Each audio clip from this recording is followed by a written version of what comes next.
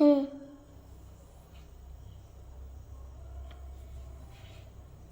বন্ধুরা, এটা হচ্ছে কুমড়ো শাক। দেখো বাবা, আমি লাগিয়েছি, কুমড়ো শাক হয়েছে ঘরের পেছনে, অনেক কুমড়ো শাক হয়েছে।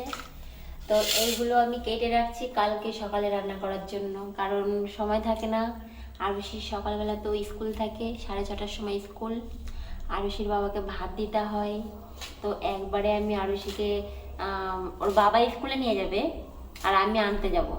আর আগে হতো কি, আগে আমি সকালবেলা রান্না বান্না করে আরুষিকে নিয়ে স্কুলে যেতাম আর আরুষির বাবা নিয়ে আসতো। এখন তো মর্নিং স্কুল, তো আরুষির বাবা নিয়ে যাবে, আমি নিয়ে আসবো।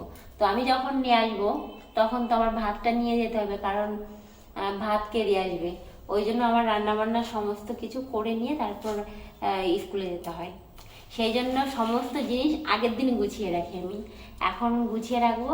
আর হচ্ছে রান্নাটা, রাতের রান্নাটা একটুখানি পরে করবো। তো দেখতে থাকো ভিডিও। বাই।